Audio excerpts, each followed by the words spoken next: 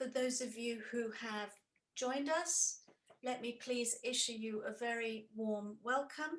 And we are then going to undertake two key sessions. One of those sessions is going to look at aquatic foods as a long-term response to the COVID-19 pandemic. And the second will look at aquatic foods as part of the global food transformation system. So we're going to move along to try and get a sense of those of you who have joined us in the audience before I take the opportunity to introduce myself and the panelists. So we are going to launch our first poll. This poll is going to give us a sense of who is in the room, where you come from, the institutions that you are part of. If you'd like to take a few minutes to fill in the poll, I will give you a sense of who we have in our virtual room as we start this event. It's very, very encouraging to see our attendance from Asia and the Pacific, followed by Europe, followed by Africa. We have a very interesting mix of different organizations, predominantly NGOs and academia, but also government and private sector. And we have a sense of your areas of interest. So food systems transformation, climate change and the environment, inclusive growth, including gender equality, the response to public health in relation to COVID-19, and partnerships and investments. Here we have the poll results. Just to give you a sense, we have a predominant audience from Asia and the Pacific, 51%, followed by Europe and Africa. We have a predominant audience of NGOs, followed closely by academia and research. And we have a predominant interest group that is looking at food systems transformation. So thank you very much for your participation. Okay, thank you again. I'm going to now take the opportunity to welcome you to our esteemed panelists. My name is Yvonne Pinto. I'm the director of Align Impact, and it has been my privilege to be the former board chair of World Fish. I will be moderating today's event, and I'm absolutely delighted that we have such a geographically diverse and multi-sector panel to explore critical research, policy and investment actions required to ensure aquatic foods are part of the COVID-19 response, not to build back, but to build forward better to transform global food systems, to serve people and planet in better ways. We have an idea of those of you in the room. I'd like very much now to take the opportunity to introduce you to the panel who are joining me. It's also great to see the diversity in the audience. And it's really important that this international interdisciplinary network is crucial to harness the potential for aquatic foods, to drive both the COVID-19 recovery and to drive sustainable food systems transformation. It's my pleasure to introduce our first panelist, Dr. Rajeev Ranjan. He is presently the Secretary of the Department of Fisheries, the Ministry of Fisheries, Animal Husbandry and Dairying in the Government of India. Dr. Rajeev is head of the nationwide activities related to development of fisheries and aquaculture in the country. He's an advocate for a focused approach to boosting India's fishery sector by building domestic fish consumption, reducing post-harvest loss, and investing in fishing harbors to add value and promotion to mariculture. We warmly welcome you, Dr. Rajeev. Thank you. Joining Dr. Rajeev is Rosalie Masu. Rosalie is the Deputy Director of the Inshore Fisheries Division at the Ministry of Fisheries and Marine Resources of the Government of the Solomon Islands. Rosalie has more than 15 years of work experience working with the government of the Solomon Islands in the Ministry of Fisheries and Marine Resources. Since joining the ministry, she has gained a diversity of experience in the Inshore's fisheries sector, where she leads policies, strategies, and legal frameworks for managing and developing inshore fisheries at the community and the national level. Welcome to you, Rosalie. Hi everyone, thank you. We're also delighted to be joined by Dr. Suleiman Ihiabe Isa. He is a founder of the Spring Continental Harvest Limited and is a member of the Northeast Commodity Association called NECAS in Nigeria. Dr. Suleiman is an entrepreneur and an expert in freshwater aquaculture farming in the African region. He is also a researcher at the National Biotechnology Development Agency in Abuja. Welcome to you, Dr. Suleiman. And welcome. Nice to see you. We have a slight change in one of our panelists. We have apologies from our panelist, Dr. Jallo, who couldn't be here with us today. We have a special guest who has stepped in to replace her. So I'd like to very warmly welcome Bibi Giyose, who is the Senior Nutrition Officer for Policy and Programs in the Nutrition and Food Systems Division of FAO. And she is currently also advisor to the CEO of the African Union Development Agency, NEPAD. Bibi is a Senior Nutritional Officer for Policy and Programs in the Nutrition and Food Systems Division at FAO, and is on secondment to the African Union Development Agency. She's a special advisor to the CEO, and her work focuses on integrating and mainstreaming nutrition into agriculture and related development agendas, and to promote a multi-sector approach to addressing all forms of malnutrition. A very warm welcome to you, Bibi. Thank you for joining us. Thank you, Yvonne. And finally, we have Dr. Shakuntala Tilsted, who is a research program leader of value chains and nutritional at the World Fish Center. She's also a member of the steering committee of the high-level panel of experts on food security and nutrition.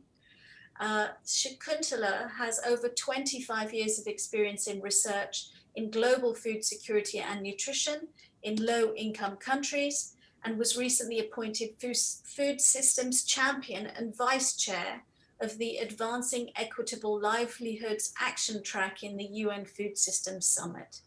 We're delighted to have you here. Shakuntala, welcome. Thank you, Yvonne, and it's so good to meet all of you. Okay, so having introduced our panelists, we'd like very much to start the event. As I mentioned when we started this event, it's important that this is an interactive event. So please ensure your questions are in the Q&A box, your comments in the chat box. Amidst the COVID-19 pandemic disruptions to market, trade, and supply chains, there has been an increase in the inequalities in food affordability, accessibility, and diet quality. It is vulnerable groups in low and middle income countries, including rural women and youth, who are at most risk of life-threatening hunger and poverty. We know that there are 690 million people hungry, an increase of 10 million since 2019.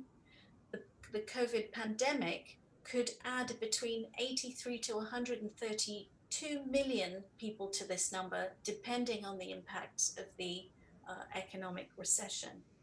The pandemic and the threat to future shocks are linked to climate change and force us to confront the urgent need to transform our food system to do better for people and planet. Diverse, nutritious animals, plants, and microorganisms farmed in and harvested from water are essential to this transformation. And aquatic foods and their related value chains and systems are absolutely vital to the livelihoods, food, and nutrition security of billions of people, especially the most vulnerable and those hardest hit by shocks. You will have seen as we started this partner event, some of the key facts around aquatic foods and their importance. So let me, without any further ado, start our questions. Our first question from the first session is to Dr. Rajeev. So Dr. Rajeev, in India, the increased production of aquatic foods and the associated demand has been seen as a success story.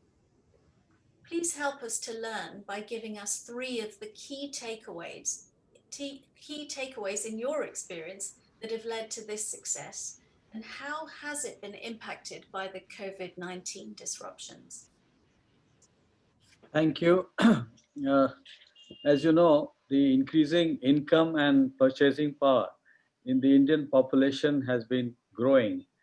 And because of that, especially the non-vegetarian sections, the demand for healthier non-vegetarian food options is there, and fish is the most preferred flesh-based healthy food for the people.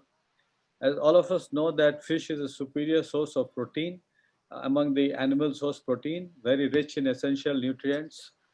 And because of the amino acids and availability, it prevents wasting and stunting of the human body. So it's very important for a diverse and very populous country like India, where we are looking at ensuring the food security to ensure that fish availability, the consumption of fish per capita increases. And that is what we are trying to do in the government, along with the other state governments and large number of stakeholders. I wanted to mention that this is also because of the reason that increasing urbanization has ensured that food consumption habits have also been changing. And India, which is very diverse, and it has very different food consumption and cultural practices. We have in parts of this country a large number of vegetarians, and we also have to ensure that their nutritional needs are met. And when we looked at it, we also found out that in the strategy that we have worked out, we have ensured that the fish consumption, we need to increase that. Presently, on an average in the country, we have per capita fish consumption of 5 to 6 kg only, which is compared to the global average quite low. And that is why I mentioned that in India we have large number of vegetarians, but there are populations which have more than 90% non-vegetarians also. There are states, especially among the coastal states like West Bengal, Andhra Pradesh, Tamil Nadu and Kerala, the southern part of the country, where the fish consumption is more. And we also look at where the malnutrition and where the requirement for ensuring food security is there. And these are areas somewhere in, let's say, eastern part, let's say Orissa, and in those areas we have where fish is a culturally accepted food, where we have tried to ensure that it works, and along with various partners we are working at it to ensure that more consumption of fish takes place, so that we are able to ensure nutritional security. As we all know that India is the second most populous country today, and we are having a big challenge in ensuring that we provide the nutritious and quality food to the growing population. And for that, we have large number of schemes, and we have ensured that it is happening because of the increased number of programs that we have in the country for ensuring that we have special programs to ensure that nutritious food is available. And that is what is happening today. Also, I must tell you that we are looking at fish as the most profitable among the agriculture and allied activities. And that is why a large number of people are taking to this, and which is why in our endeavor to double the farmers' income, we are trying to increase fish production in the country in a large way. Presently, India is having about 15 million tons of fish production, and we are going to increase it to 22 million tons in the next 5 years. We have very recently launched a very ambitious scheme called the Pradhan Mantri Matsya Sampada Yojana, which looks at more than 3 billion US dollars worth of investment in the next 5 years.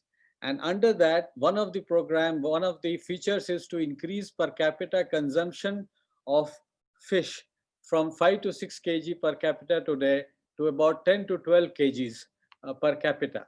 So with this, we feel that the availability of fish will be available, and it will help us in looking at the large issue of making available nutritious food to the masses by way of aquatic foods, which is the topic of discussion today.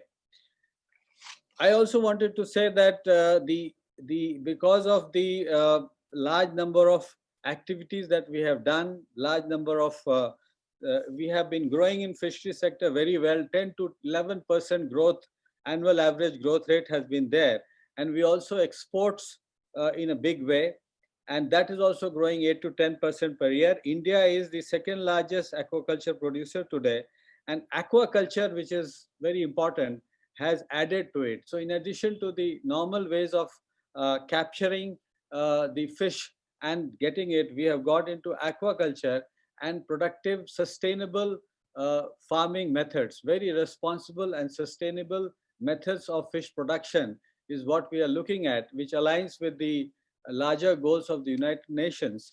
And this fits in very well with what we are discussing.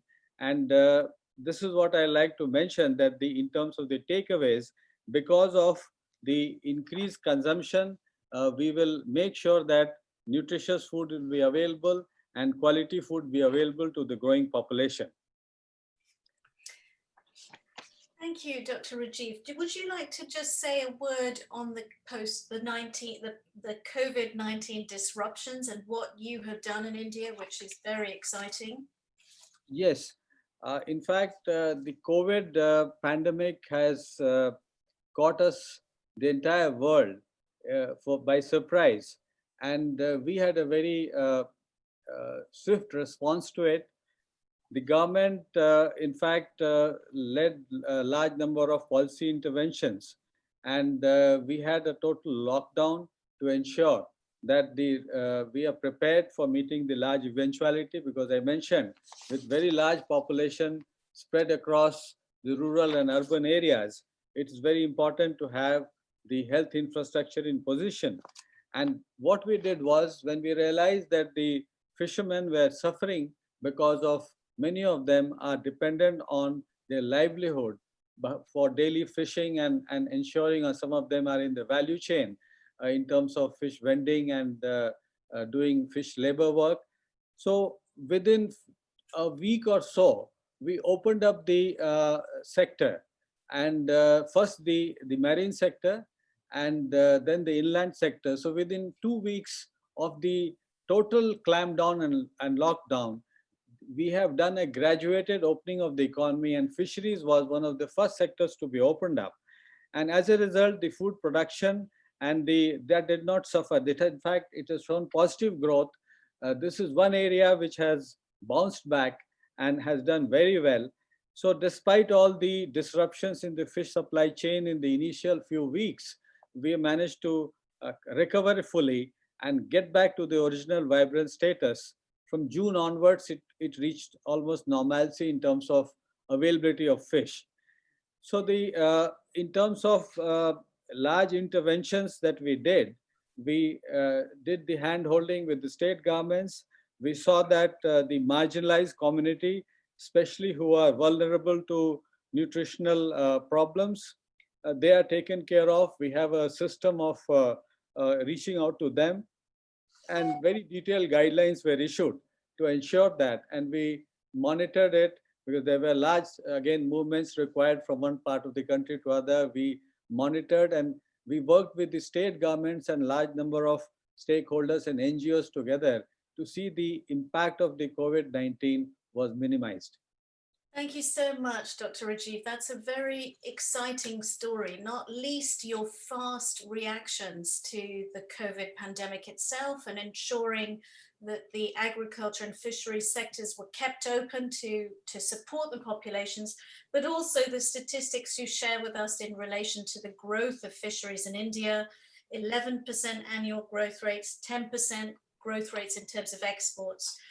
But your very systematic approach to expanding that sector and using sustainable and responsible production methods. Let me move to the next panelist. I'd like to get a sense of how Africa compares to India. So I'd like to move to Bibi now, who is an expert in food and nutrition in Africa. Bibi, the demand for food in Africa is expected to grow as the continent's population doubles to 2.4 billion by 2050. As part of the response to COVID-19 and beyond, what opportunities do you see for fish and or other aquatic foods to build food and nutritional security in Africa? And what is needed to ensure that they continue to grow? Thank you very much, Yvonne, and good morning, good day, good evening, colleagues from around the world. I'd like to extend a very hearty welcome and thank you to World Fish for the invitation, as well as FAO and indeed the CFS. Let me just start by prefacing my remarks and in response to your question, Yvonne, that indeed Africa's population is growing at a very alarming rate. Africa is the one continent in terms of the demographics that has the largest number of youth. So we see an opportunity, and our policymakers have made a very strong recommendation, not only to include the youth in programming, in policy reform, but also in the context of COVID to ensure that fish and aquatic products are taken into consideration as demonstrated by the declaration that was made earlier. In addition, AUD and NEPAD also produced a white paper in recognition and response to the high levels of malnutrition on the continent and what could be possibly done, considering also the inclusion of social protection as one of the focal areas. We know that fish and fish resources are a really great commodity, not just for feeding people, but for ensuring planetary health and ensuring that the environment is well preserved in a sustainable fashion.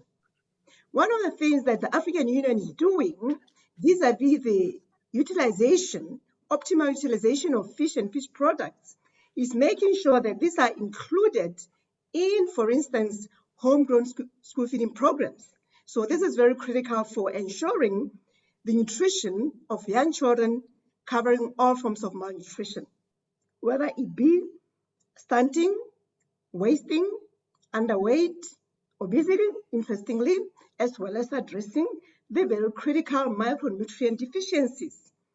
So there is room for fish and aquatic products in Africa, because vis-a-vis the production, when you superimpose that with consumption, Africa is not consuming enough of its aquatic resources. So there lies an opportunity. We are only consuming, as compared to the global average, only 20.8 kilograms per capita. This is very little. We could actually do more. So we need to, as a continent, address several issues from many fronts. From the policy front, as noted, addressing COVID, but also from sustainable programmatic view. With research, enabling the policy and the investment opportunities to harness investment not only from the government side or public sector side, but from innovative financing from outside of the usual traditional finance mechanism and funders. However, that said, in order to improve the livelihoods of the African populace, we do have challenges, as noted, and some of the challenges revolve around data inequities, data shortages, data gaps, because without adequate data, without adequate research and information at hand, you cannot be able to make the right informed policies and program designs. So we do need to ramp up our engagement vis-a-vis addressing the knowledge gaps and making sure that there is actually communication to the policymakers themselves, to the program implementers, more importantly, to the communities that are the fishing communities and the consumers at the same time. So fish must occupy a central space in the programming, in the planning. Fish must also, in terms of research, we need to do more analysis of the nutrient content so that people know what they are consuming traditionally and also in the transformative manner. And then I'd just like to conclude by saying that also improving the whole value chain aspects around fish, from the waters all the way to the table, minding the handling, minding the safety, and minding the value addition, and minding the potential losses and wastes.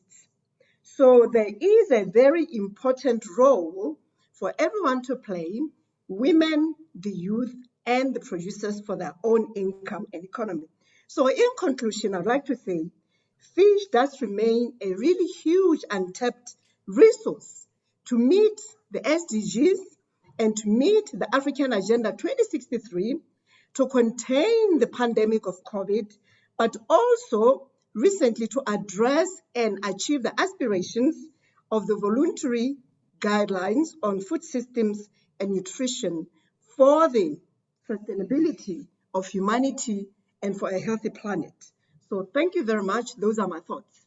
Thank you so much, Bibi. Those are really interesting thoughts. The very central space on the policy front, on the sustainable programming front, in terms of leveraging public and innovative financing, the provisions for African livelihoods, the desire for more data and analysis and research, particularly on nutrient content, and improvements in the value chain from handling to safety to losses and waste. The potential in Africa is huge. Now, you heard from Dr. Rajeev about the profitability of the fisheries sector. You've recently heard from Bibi the potential in Africa, and she started her contributions by talking about youth.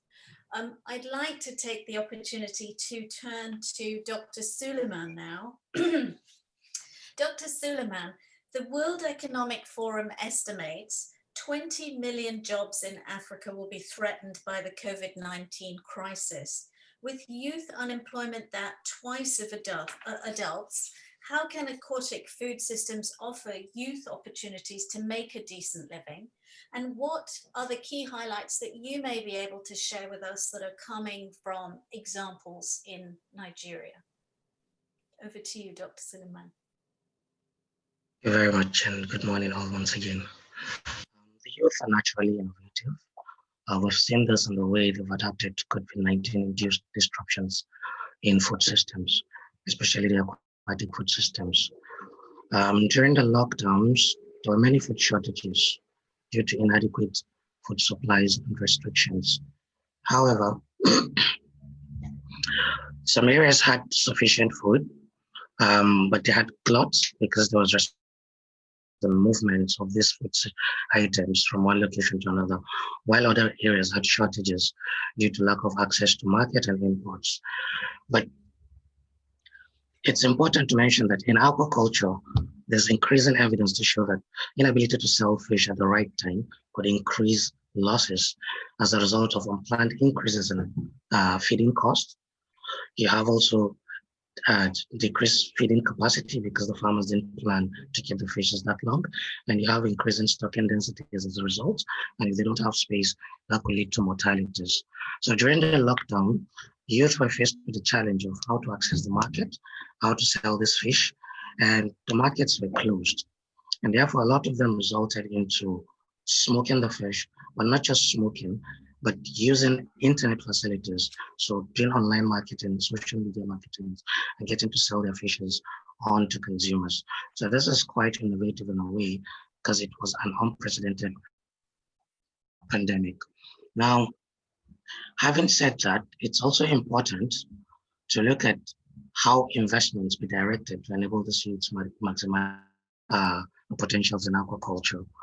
With the right investment, the youth can not only make a decent living in aquatic food systems, but can also transform more than productive aquatic food systems going forward. So the sector employs over 12 million people in Africa, according to organization. So investment needs to move beyond just training the youth in production to actually in the entire value chain. So there's need for training and processing. There's need for linking this youth to the market. This is particularly important. Nigerian youths are mostly smallholder farmers. And what happens to smallholder farmers in aquaculture is they're left at the mercy of a very strong cartel of middlemen. These middlemen have a very strong network. They buy these fishes at a very cheap price and make almost the same profit as the farmer that's raised the fish for 6 months. So if there are no policies that regulate or mitigate against these kinds of activities, aquaculture will certainly not be attractive to the youth. So the policy needs to address getting youths into clusters so that with the smallholder nature of them, they can come together and have the quantity required for pickers to come in. Thank you. Dr. Suleiman, do you want to say a little bit more to the ILO again, over 4 million women. Sorry to interrupt you. Keep going. I know you're going to talk a little Sorry? bit. Please go ahead. Okay. Yeah. Right. According to the ILO again, over 4 million women in Africa are engaged in post-harvest processing and marketing. If we look around us in Nigeria, we'll find out that it's a good job, but there's a lot of old women in that profession. We don't see the young women coming up to take over. This is because it's still left in the traditional setting where they use firewoods and there's a lot of smoke and smelly things.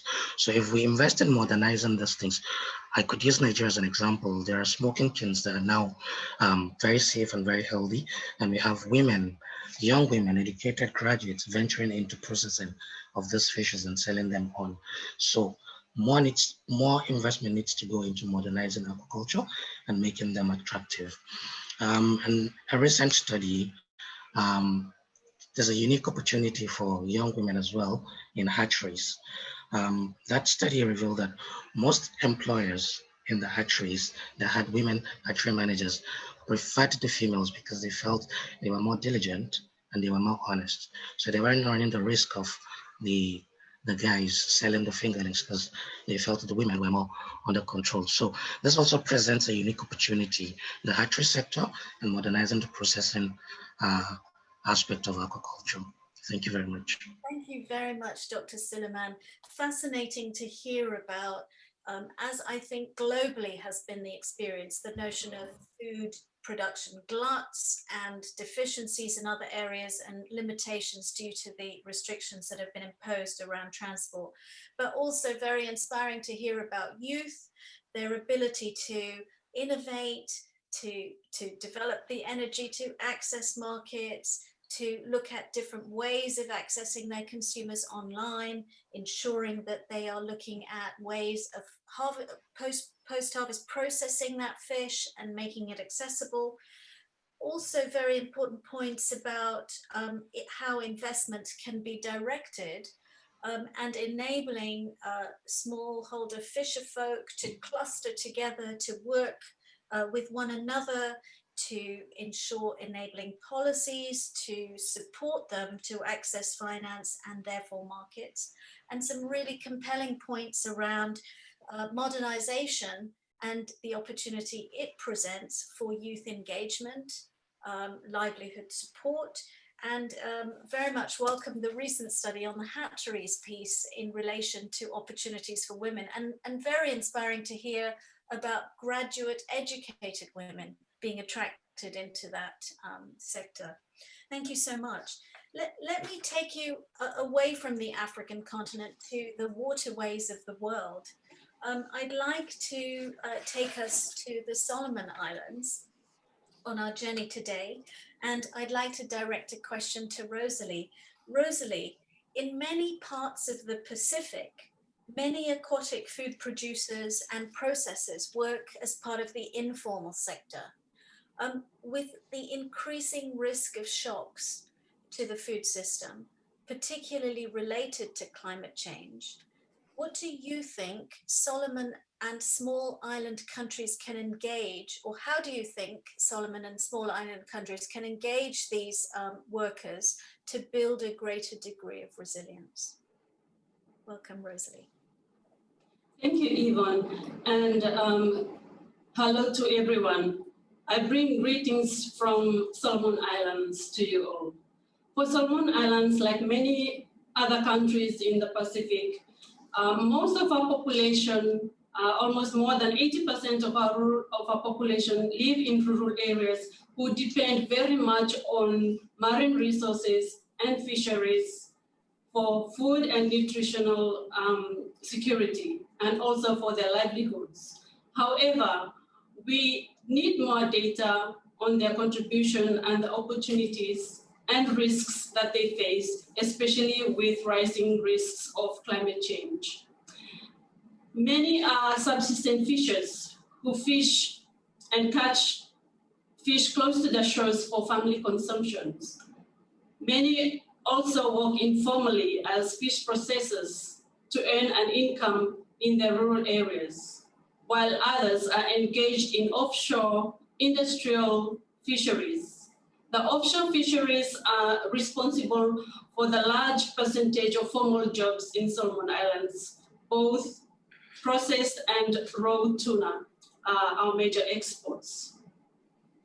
With regards to climate change, we in the Pacific cannot deny the impacts that we feel with regards to the changes that have been induced by climate change. These are related to sea level rise, ocean acidifications, coral bleaching that have negatively impacted our coral reefs and fishing grounds. Climate change is impacting ecosystems and habitats, such as mangroves and seagrass meadows, and this changes the composition of fish in our local coastal areas. This means that there are less fish that are close to our shores where our rural people do their fishing. Coral reef fisheries are expected to decrease by 20% in 2015 as a result of this increasing sea level temperatures and also ocean acidifications. The Solomon Islands Ministry of Fisheries have prioritized climate smart innovations such as deployment of inshore fish aggregating devices, also known as FADs, to contribute to local food security and livelihoods for our communities. FADs are floating devices that are anchored in the ocean, and over time they become habitats for smaller living organisms in the ocean and eventually attract fast-growing pelagic fish such as tuna, rainbow runners, etc. These FADs we deploy with two main objectives: to take away the fishing pressure from our coral reefs, because our coral reefs have overly fished already, and secondly, to make new fishing grounds for our rural fishers to access the pelagic fish by using paddled canoes. We have also prioritized aquaculture production of food fish such as tilapia, and also Solomon Islands is the largest exporter of dried seaweed in the Pacific. These innovations are combined with efforts to encourage fishers to diversify what they can catch to include diverse marine aquatic foods, and also encourage inland freshwater fishing and aquaculture. These low-cost innovations can also build resilience and inclusion in aquatic food systems. Recently, we, the Ministry of Fisheries, have promoted the use of solar-powered freezers for storing fish and other foods. Many of our rural parts in Solomon Islands and the Pacific do not have access to electricity and cannot keep fish fresh. This increases waste and loss and can impact access to diverse, nutritious aquatic foods. So for the last 6 years or so, we have been working with women's saving clubs as well, with our partners, to invest in solar-powered freezers. And as the solar freezers technology becomes cheaper and more available, it could transform remote Pacific Island food systems. Thank you. Thank you so much, Rosalie. Fascinating also to hear about the context within the Solomon Islands, that the majority of these workers are informal. We don't have enough data on their contributions. The Solomon Islands and other island states in the region are suffering climate change impacts such as ocean acidification and rises in temperature, but 90% of this population that are involved in fishing are living in remote and rural areas. So we've learned from Rosalie some very interesting components related to fish aggregating devices that are attracting pelagic fish closer on shore and ensuring fishing grounds for those small-scale fishers. The developments in aquaculture around tilapia, the diversification and income generating opportunities for these small-scale fishes around the exports of seaweed as well. And very interestingly, the move to looking at opportunities for processing fish with the opportunities related to solar-powered freezers and the engagement of women particularly to store food and also to lease that freezer space out. So thank you very, very much.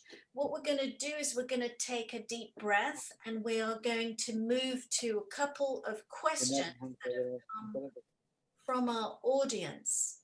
So let me thank all of you for your contributions to this discussion, but some of the questions that have come up, and I have one here that is directed to Bibi. This is a question from Molly Ahern. Molly says, thank you, Bibi, for mentioning social protection and the importance of aquatic foods in mother and child feeding programs.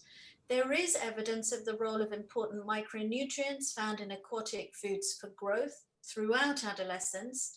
However, aquatic foods may not be common in homegrown school feeding, despite the nutritional benefits to adolescents and the livelihood benefits to small-scale fisherfolk.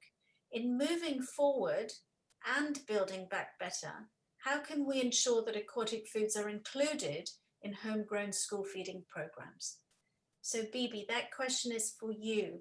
Would you like to take a crack at it? Absolutely. Thank you very much, Molly, for the question. That's a really fascinating one because through the homegrown school feeding programs, of which NEPAD is at the center, we've been trying to work with several countries that are traditionally eat fishing to not only increase the production and productivity of the products, but to also introduce fish as one of the commodities that are supplied for the nutritious meals of the pupils. I can give a case in point.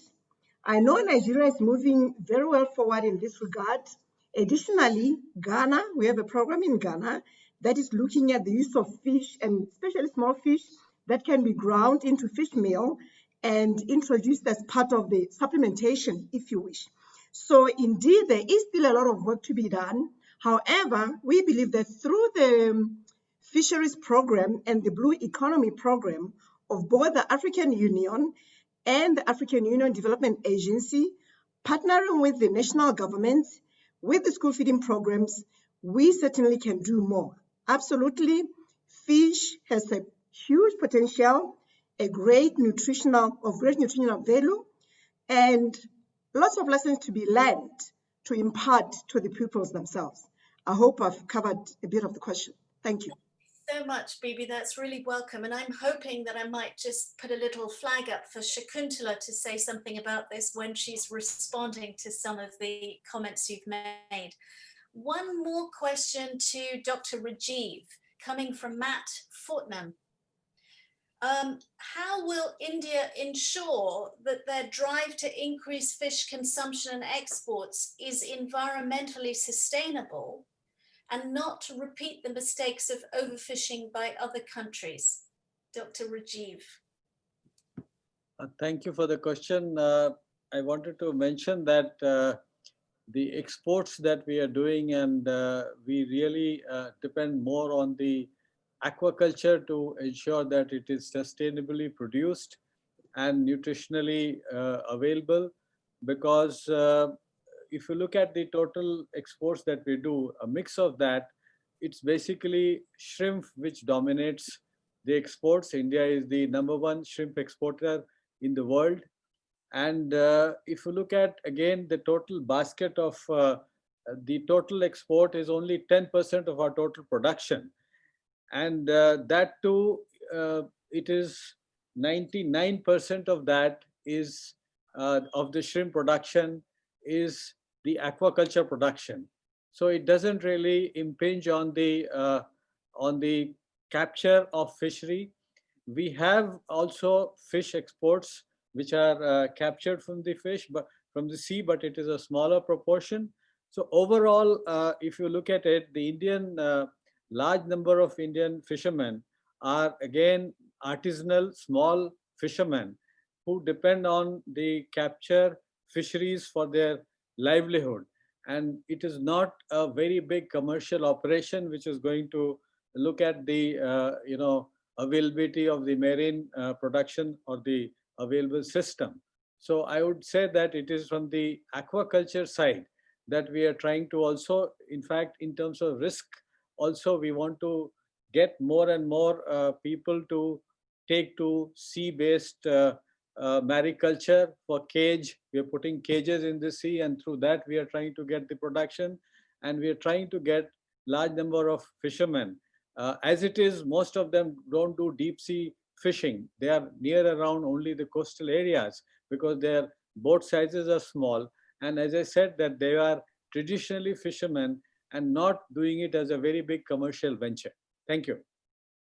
Thank you very much indeed, Dr. Rajeev. I have a quick question which I'm going to squeeze in here, but we'll have to limit the time we spend on it. It's for Dr. Suleiman. This comes from Mike Akister. Dr. Suleiman, aquatic foods are by nature highly perishable. Do the panelists consider that decentralized small-scale aquaculture production with products consumed at the local level to be the best solution to solving food loss and waste in the value chain? So Dr. Suleiman, can you give me an answer to that question? Thank you very much for that. We've seen small-scale fisheries and aquaculture over time. They've added value to these products, and at the same time, we still have post-harvest losses still. I don't see that as a lasting solution. If we are looking at a sustainable solution to post-harvest losses, then there's need for, like I said, a modernized investment in aquaculture by way of having these producers aggregated, value added on a commercial scale and at a scale that off-takers can willingly collect, process, add value, and then sell them on. It's important to note that during the COVID-19 pandemic, there was surge in demand for value-added fish in the country. Many people went for canned fish, processed fish, because they weren't sure of what the situation would be like. So a decentralized small scale can only meet local demand of the immediate community. But if we're looking at it as a nation, a continent, and global phenomenon, then I think a more aggregated structure needs to be put in place. Thank you. Thank you so much, Dr. Suleiman. Great questions from our audience. We're going to move to our second poll of the session, and this is based on what you've heard and in your own opinions. what kind of policy should be prioritized in global food systems? So if you give it a second poll will be up. It would be useful to start to see what kind of distribution we have within our audience. And then I will just quickly summarize the results of the poll when you've had a chance to take it. And we will move on to the second part of our event today. So the poll is talking about different types of policies, whether those should be predominantly climate resilient food systems, whether they should be food and nutrition security through improved diets, whether they should be policies around value chains such as food waste, loss and distribution, or policies to support equal opportunities. Let's give it a couple of minutes. It's sort of neck and neck with a couple of these choices. So the dynamic in time result.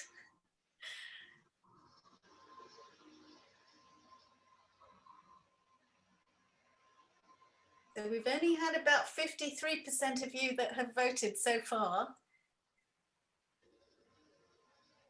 I promise you won't be examined on the outcome.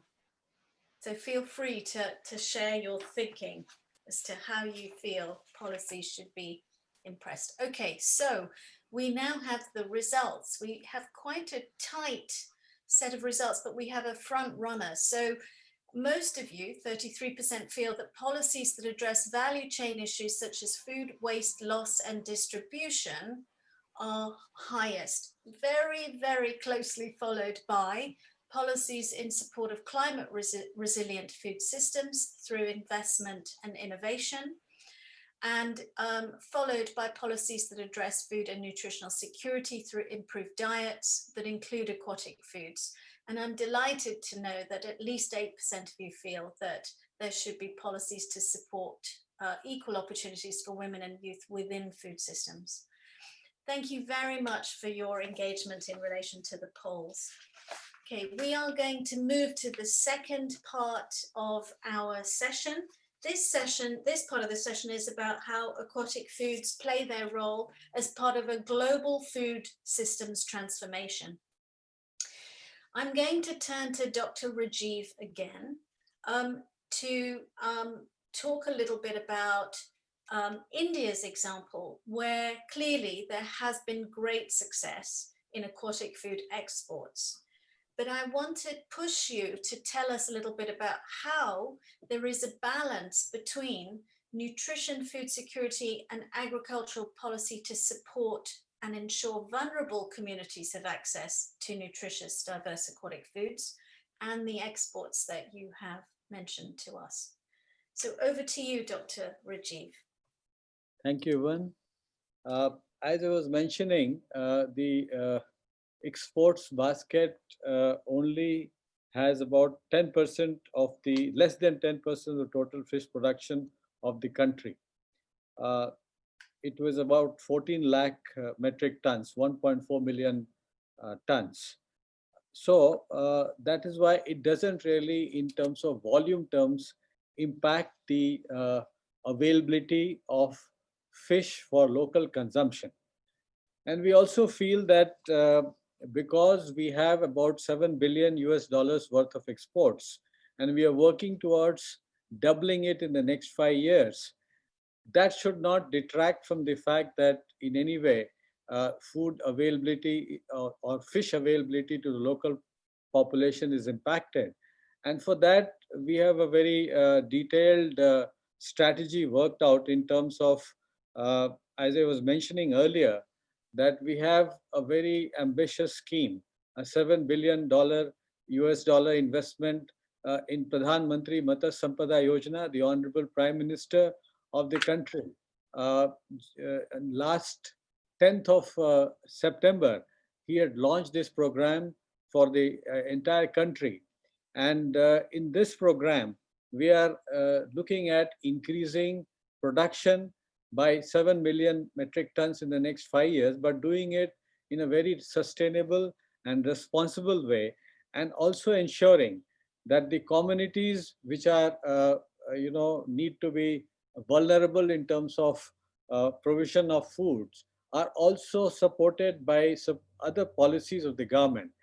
We have very specific and direct policies looking at malnutritional pockets of wherever they are, or where there are zones which are, they're poor, the poverty levels. And with all this, we are trying to synchronize that increase of the fish production also ensures. For that, we also have a system that we are looking at a food system approach to the whole thing. We are ensuring that it is the whole system approach towards ensuring safe, healthy, and sustainable food for everyone. It's a very holistic approach, and we are looking at a very long-term strategy for doing that. In fact, our approach has been recognized, and it is one of the top 10 finalists in the Food System Vision Prize by the Rockefeller Foundation recently. And if you look at it, the food system approach looks at in terms of the entire chain, and it's an end-to-end solution. The issues of food safety, nutrition, and food security, we feel that they are inextricably linked and connected with the overall food environment comprising of food supply, their transformation and retail marketing, and the demand.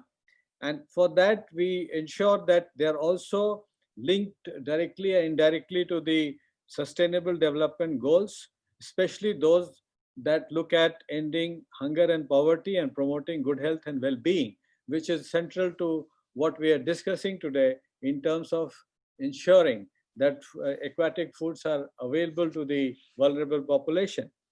We also ensure that in the climate challenge world today, there is a need for the food production system which doesn't damage the environment. And for that, we are looking at promoting dietary diversity through crop diversity and deploying food production techniques, and in which we can look at the aquaculture and mariculture system. We have done a very, very, very detailed planning to ensure that we are doing sustainable aquaculture and mariculture. And we have large aquatic bodies. And in India being very diverse climately, we have the advantage of growing more and more food, including fish, and increasing productivity, which is what we are looking at, and ensuring that the nutrients are available. And the system is also resilient to climate change, especially the marine food sector system.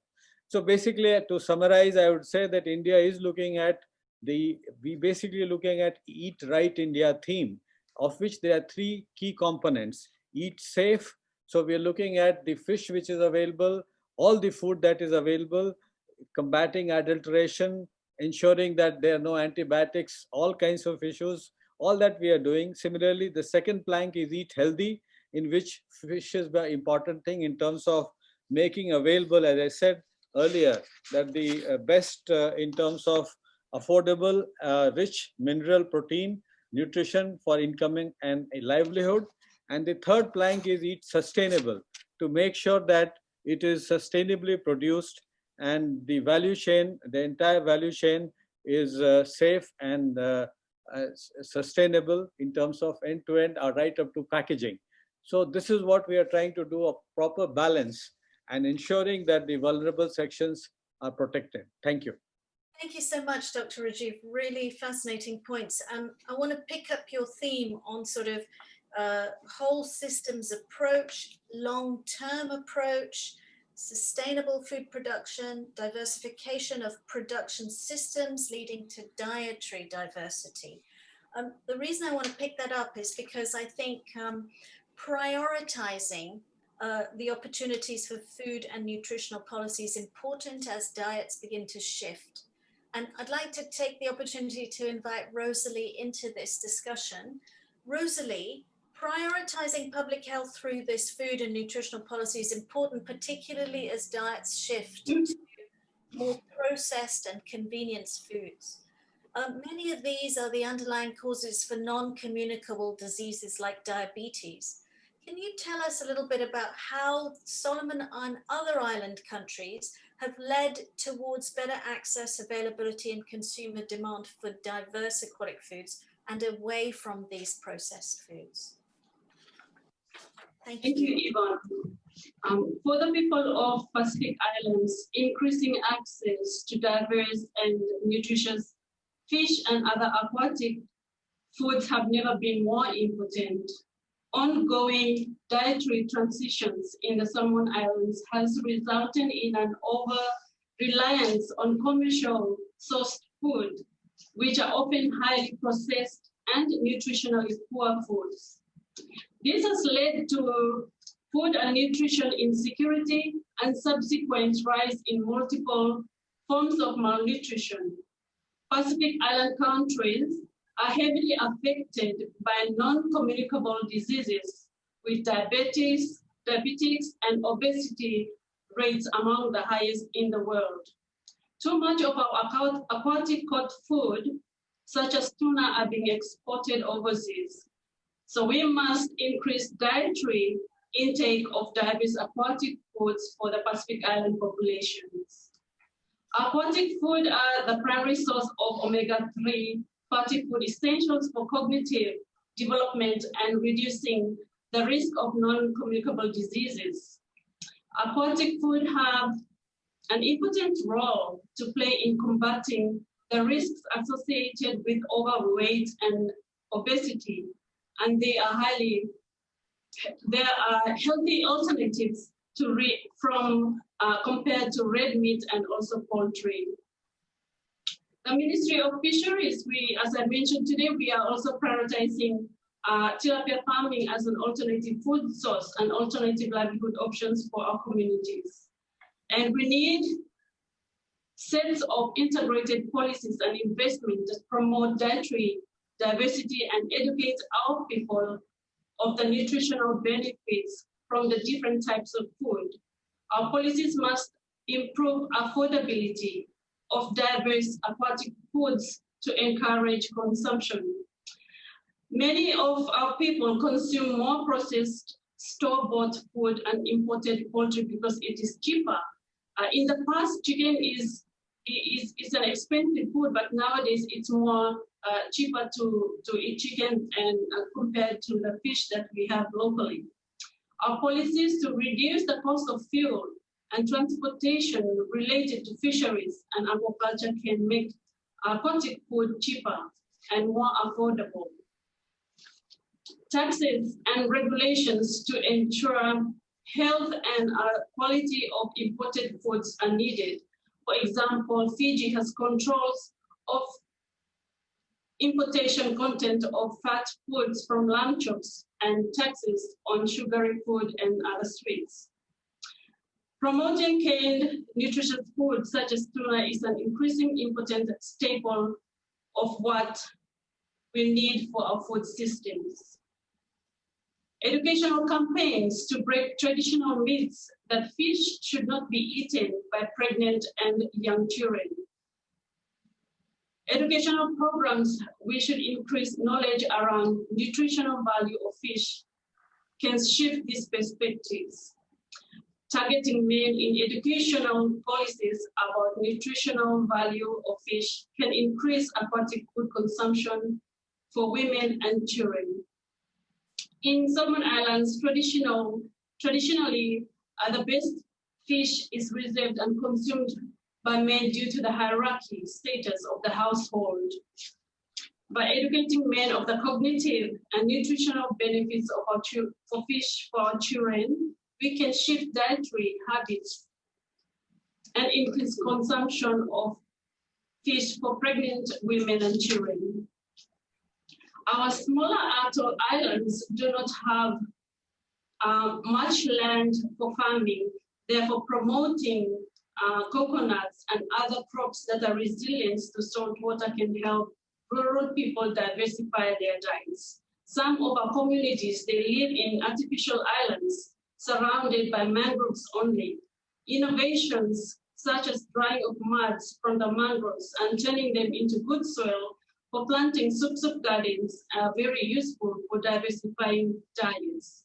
And also trading of seasonal fruits from high lands and to remote islands within Solomon Islands in itself also diversify diets to these other remote communities.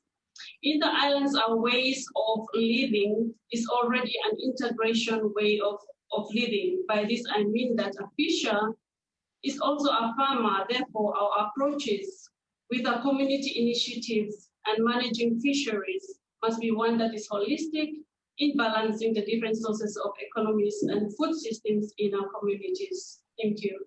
Thank you so much, Rosalie. We heard from Dr. Rajeev about strategies around integrated sustainable food production towards diverse diets. We've heard from Rosalie about strategies to ensure education and opportunity presented around that diversity. I'm going to turn to Bibi now, and I'm going to ask you, Bibi, in your experience, what innovations and partnerships can be built on evidence-based policy to ensure resilient and inclusive aquatic food systems, particularly in nutritional guidelines and so on? Thank you very much, Yvonne. In the interest of time, I'm going to be very short. So I have a 7-point response to your excellent question. I believe, first and foremost, when we talk about policy, this is not just something that is up in the air. Policies are made by people. Policies are consumed by people. So what I'm driving at here is that we should necessarily engage a very important group, the parliamentarians, because they are the keepers and we can use them as advocates and champions for promoting fish consumption, production and other aspects. And another partnership element and policy element, like I mentioned in my previous statement, is that of preventing losses and waste. It is amazing how much nutrition we lose because of the waste associated with the bad handling of the fish. And then thirdly, I would like to emphasize the importance of partnerships and policy around improving local markets and local consumption. I'm often worried to observe that, let's say in the Great Lakes area, they produce beautiful fish, but the best parts of the fish are going for international markets, and the worst parts are left for local consumption. So that I think through good policy guidance, we can reverse this trend and ensure that the benefits actually accrue to the local consumers and producers. And then thirdly, or rather, point number 4, I think moving away in terms of the policy and understanding the use of fish products, we should move beyond just the nutritional aspects of it, the consumption parts of it, but look at issues around fish fashion, using fish leather, using fish scales, for beads, for jewelry, and then also linking other aquatic products such as seaweed to ensure that the production is optimized, and then we have a very cyclical and a virtual and very veritable cycle. And then fifth, understanding the policy towards the food-based dietary guidelines. Many African countries do not have these guidelines, yet we need them to guide what people are eating, to guide what we are tracking for impact. And then the research policy change must be about the implementation and the socializing of these aspects. So in conclusion, I would just like to say, most importantly, let us also not forget issues of illegal fishing, issues of depletion, and then looking at the partnerships as critical for research and learning, for education and inculcation at an early age of important elements and benefits of nutrition and aquatic products, and building capacity locally that lasts, and having innovation and creativity around how we use the products, and then finally, global and environmental concerns so that we have a very inclusive, holistic approach to fish. Thank you. Thank you so much, Bibi. Okay, I'm going to direct my last question to Dr. Suleiman. Building on Bibi's point about inclusive, resilient partnerships, can you give us in 3 minutes, sorry to keep this short, your experiences as to how innovative partnerships are realized? Thanks very much. Go ahead. Okay. Thank you very much. In Nigeria, just like most African countries, the supply is far below the demand of fish. There's need for very important inclusive partnership to develop resilient food systems. I think the first thing is working on bringing the youth together, forming clusters, and these clusters come under direct policy intervention, because aggregating them together enables the youth to have access to finance, infrastructure, enable the government itself to direct policies as those directly policies to those clusters so that there can be increased production and youth inclusiveness. When properly regulated, a partnership between this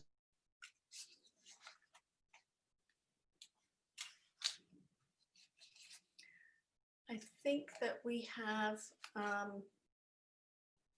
a frozen screen. clusters and off-regulated here is on the line, because if we don't have regulators in between. So we were also looking at a situation where there will be partnership between institutions like. Dr. Suleiman, we are having some technical difficulties, I believe, with your video. Forward and to promote aquaculture growth.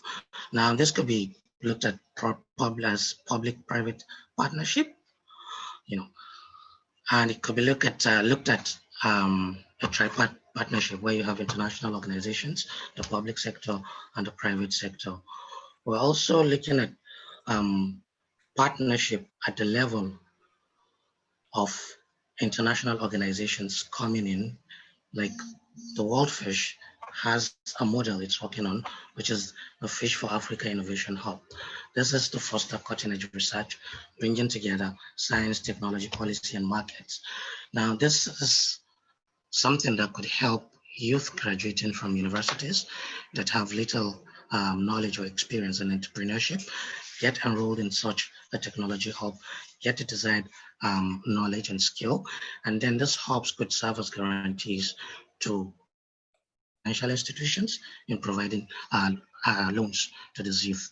Most banks don't like funding startups, and almost all the youth fresh from universities are actually startups. So with partnerships like this, it's very easy to now have a body that could guarantee loans that financial institutions can bring in place. Bibi mentioned. Sorry, I'm going to stop you there. My apologies. We are a little short of time. So I'm just going to quickly say, bringing youth into food systems and groups, connecting them with markets, with finance, ensuring that there are enabling policies, integration into commodity associations and groups. And you mentioned the Fish for Innovation Hub in Africa that has been created by World Fish, and encouraging youth into aquaculture. I'm going to move because I think it's extremely important that we have a reflection on some of the things that you have heard here today from Dr. Shakuntala Tilsted. Dr. Shakuntala, given that we are a little bit short of time, I would like to ask you if you could reflect on the priorities of the high-level panel of experts, particularly in relation to the Food Security and Nutrition report that was issued in September, to transform the narrative around food systems, how the new strategy that World Fish has been working on can enable and encourage these aquatic foods in light of some of the comments that our panelists have made. So please may I invite you to share your perspectives. Thank you. Thank you, Yvonne. And I'd like to thank also our panelists, and especially you as moderator and all the participants that have joined us today. we've heard a lot of interesting things from our panelists, a lot of interesting subjects about as to what we should focus on. But we do know, and what we have heard, is that there's a potential of aquatic foods to drive positive changes for COVID-19 recovery, and as well as achieving the Sustainable Development Goals by 2030. If we take the report from the high-level panel of the CFS, then it's clearly stated that we should look at the food systems and look at that at a holistic approach of building on both land and water in order to ensure we have nutritious, safe, and diverse food systems that can serve both healthy people and healthy planet. So that seems to be the one of the major messages going forward with all what we have heard today. If we would look at, therefore, there are great opportunities within some of the high-level discussions that are taking place. Not only the mandate of the CFS with respect to the Sustainable Development Goal 2 on its securing food and nutrition security for all, but also the commitment of World Fish towards the SDG 14 on securing and sustaining life underwater, so that also meets the goals of sustainability and of nutritious foods for all. I mentioned the different areas in which we can make sure that we have an influence. To name just a few, it's we've heard about the United Nations Food Systems Summit that's going to be held next year, and we also have the Blue Food Assessment, which is being hosted by Stanford University and Stockholm Resilience Center, and the high-level panel for sustainable ocean economy, and the decade of ocean science. We also have now the United Nations Standing Committee on Nutrition taking an interest in aquatic foods for healthy and sustainable diets. So there are many, many opportunities for us to ensure that aquatic foods is center stage in the solutions for healthy diet and healthy people and the healthy planet.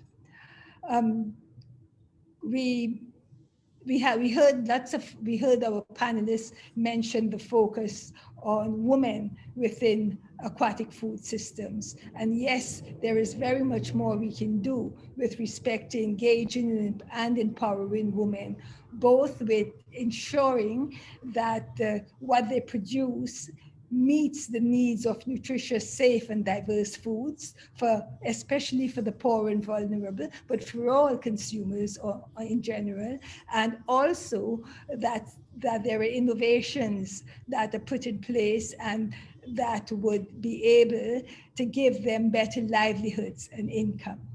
I'd also like to mention, we heard a lot about data and the lack of data and the gaps that exist.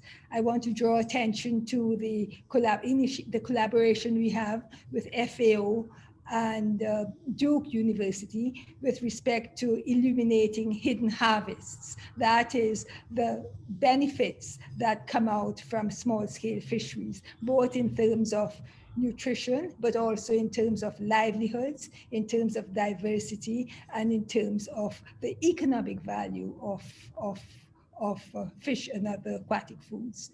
So there are a lot of opportunities that we will fish, and moving forward now within the one CGIAR and with our partners within the CGIAR, but also partners outside of the CGIAR, also including the private sector, that we can move together in a more holistic and an integrated manner to ensure that we are building forward better in making sure that aquatic foods transform the food systems for healthy people and healthy planet. Thank you, Yvonne. Thank you so much, Shakuntala. And I will say to all our audience, we will share links to all of these documents if you haven't already seen them. Before I am liable to be cut off altogether, let me just quickly say, our discussion today reveals there's no better time to reimagine new ways of working together in terms of meaningful partnerships, bringing resources together, our expertise, and developing a far-reaching vision, both in respect of public but also private sectors, to address the critical challenges of our time and to prioritize the needs and aspirations of the world's most vulnerable and the poor. World Fish and its vibrant network of partners have already started to develop a global research program on aquatic food systems, and they have a new strategy.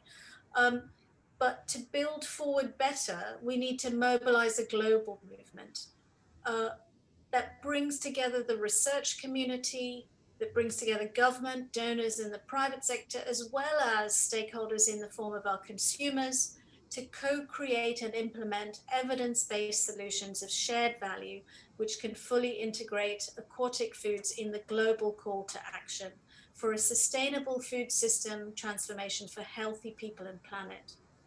If this endeavor inspires you, get in touch with the team here and find ways in which we can partner together with you. I have to close this session by saying thank you so much to my esteemed panel members for this lively and important discussion, and to our audience for giving us your valuable time. It's been a real privilege to host this event. I wish you all a wonderful day and for you to remain safe and healthy in our uncertain world. I would like to suggest that we are probably going to be cut off in the next minute, but that there is ample opportunity to ensure we send you materials as we thank you for having joined this event, with some links to all the reference points that we have included both in the chat. I'm sorry that we aren't able to take any further questions of yours. What I could do is to just share one of the questions that we were hoping to ask, which has come from the CFS secretary. What he would like to know, or she would like to know, are the CFS policy recs on fisheries and aquaculture. Are they useful for your work? What can be done to improve their relevance to national or international fisheries policy utilization? So that is from Chris Hegedorn. Chris, we're going to get back to you in case we get cut off very shortly. But we will certainly be able to solicit also some of the answers to the very many questions that have been sent on. And we will do our best to ensure that some of our panelists are able to answer some of those questions. And we will return to you, I hope, with those answers. I'm going to actually move then to close this event. I hope that you have enjoyed your participation in it. Again, the panelists that were able to contribute their time and effort in answering these questions, we thank extremely for the time you've given us. And I wish you all a very pleasant and happy day. Thank you so much for joining us. I declare the event closed. Thank you.